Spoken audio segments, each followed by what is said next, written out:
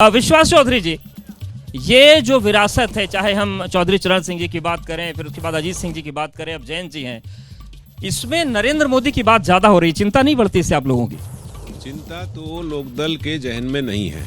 चौधरी चरण सिंह के विचारों से जुड़े लोगों का चिंता से कोई वास्ता ही नहीं है। पर यहाँ आपने देख लिया कितने लोग नाम ले रहे हैं जयंत जी का?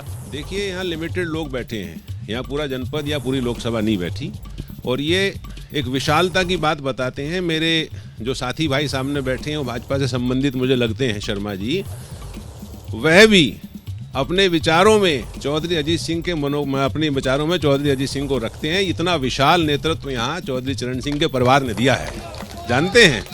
इसके अलावा मेरे बराबर में जो साहब खड़े हैं, मेरे आदरणीय हैं, मेरे बड़े हैं, उन्होंने अपनी बात में कहा कि चौधरी चरण सिंह सभी दलों के सर्वमान्य नेता हैं।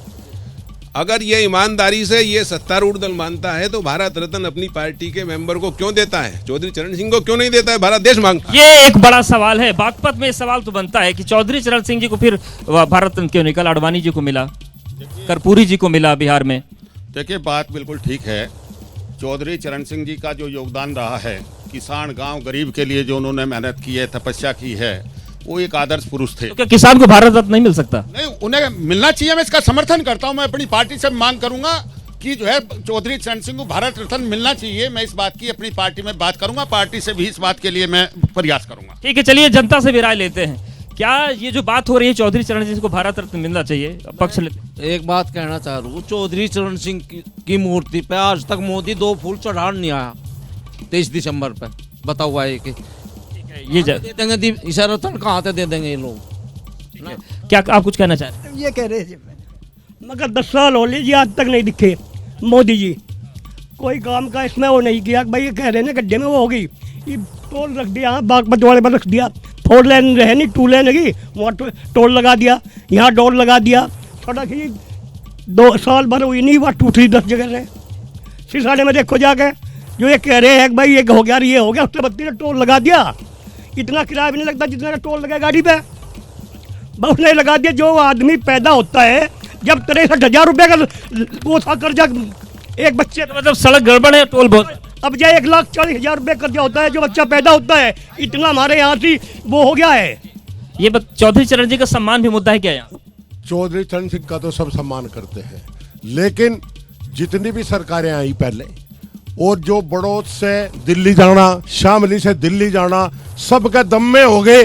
कोई आदमी दिल्ली नहीं जा सका बीमारी में अपने बच्चों को लेके। ये सतपाल सिंह की, गडकरी जी की, मोदी जी की ये मेहरबानी है जो आदमी रिड़कता फिर रहा है। मुद्दा है क्या ये जो बातें कह रहे, सड़क वाला मसला और भारत रत्न का जो मुद्दा उठाया है? भारत रत्न अगर चौधरी साहब को देगी तो भाजपा ही देगी, कांग्रेस ने नहीं दिया अब तक। अगर भारत रत्न देगी तो भाजपा ही देगी, नरेंद्र मोदी जी देंगे। मुद्दा केवल मोदी है, योगी है। 70 साल से कांग्रेस की सरकार थी।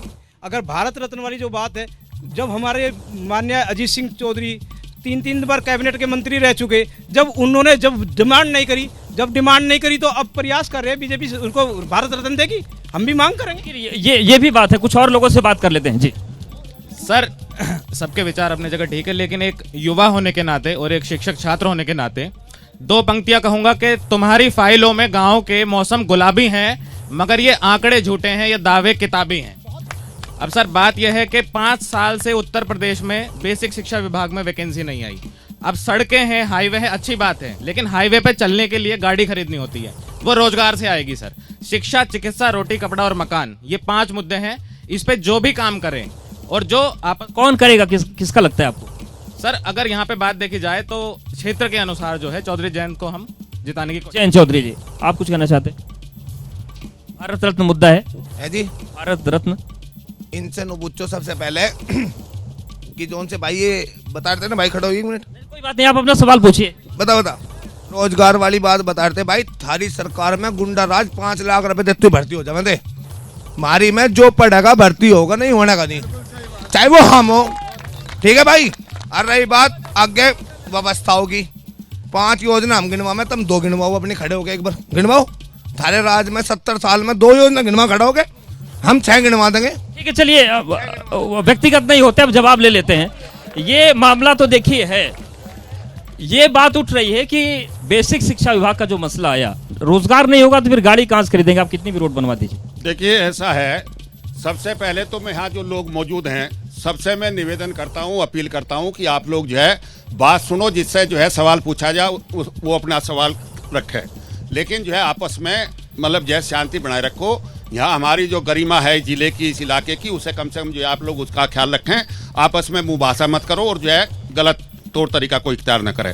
जहाँ तक सवाल है रोजगार का, रोजगार के लिए बराबर सरकार में प्रयास हो रहे हैं। पुलिस में भर्ती हो रही है, बेसिक शिक्षा में भी भर्ती हुई है, हर विभाग में भर्ती हो रही है। ऐसा नहीं है, अभी रोजगार मेले लग रहे हैं, रोजगार मेले के जरिए से लोगों को जो है रोजगार मिल रहा है। तो रोजगार के सरकार की तरफ से पूरे प्रयास किए जा रहे हैं, रोजगार बढ़ाया जा रहा है, रोजगार दिया जा रहा है। रोजगार की समस्या वो जनता को समझ में। लेकिन सोमेंद्र जी, अब जो ये पूरी, हाँ बिल्कुल, पूरी जो बातचीत हो रही है उसमें मेरा सवाल ये है कि आप लोग भी ताल ठोक रहे हैं और लड़ेंगे, लेकिन विधानसभा चुनाव की जब हम बात करते हैं तो 0.38% वोट मिला आपको। तो यूपी में आप क्या स्थिति देख रहे हैं और पूरे देश में क्या स्थिति देख रहे हैं? विधानसभा की स्थिति मैं आपको बता दूं, आम आदमी पार्टी उत्तर प्रदेश पूरे देश में सबसे तेजी से बढ़ने वाली राष्ट्रीय पार्टी है। पिछले 10 सालों के अंदर अंदर वो राष्ट्रीय पार्टी बनी है। 2 राज्यों में उसके मुख्यमंत्री है, 160 से ज्यादा विधायक है, 10 हमारे राज्यसभा सदस्य है। ये तो आपके विधानसभा चुनाव का, क्योंकि आम आदमी पार्टी बुनियादी मुद्दों की राजनीति करती है और सामने से जो जनता के प्रश्न आ रहे थे उसमें बुनियादी मुद्दों के काफी प्रश्न थे, मैं उन्हीं पे बोलना। दिल्ली में कहाँ चले गए बुनियादी मुद्दे? बुनियादी मुद्दे दिल्ली में क्या? दिल्ली में शिक्षा, स्वास्थ्य, सड़क सुरक्षा, बिजली, पानी, खेती किसानी की जो राजनीति दिल्ली की सरकार ने की है, उस मिसाल आजादी की बात तक नहीं की। यहाँ जो गन्ना किसानों की बात हुई है, मैं आपसे कहना चाहता हूँ पिछले 3 सालों में इस बार केवल 20 रुपए गन्ना का मूल्य बढ़ाया, केवल 20 बार। चुनावी वर्ष में 20 रुपए बढ़ाया और आगे 2027 तक नहीं बढ़ाएंगे। गन्ना पेमेंट आज तक नहीं हुआ, ये बता रहे हैं जो यहाँ पे बताया है।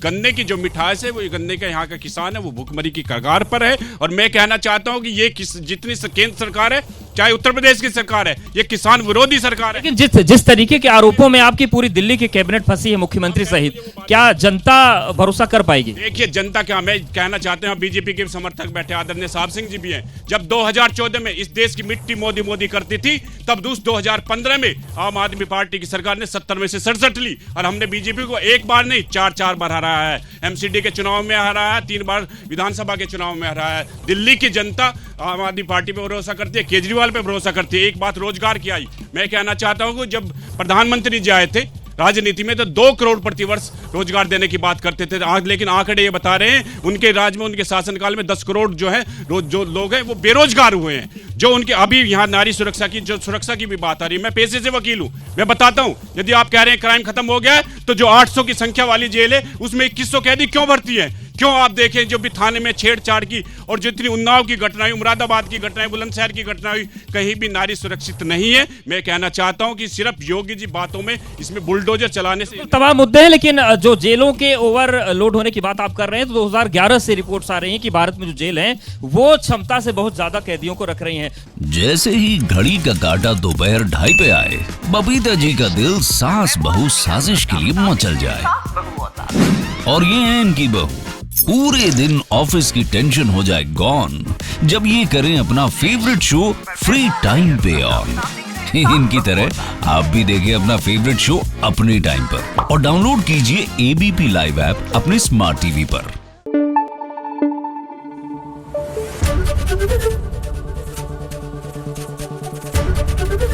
एबीपी न्यूज आपको रखे आगे।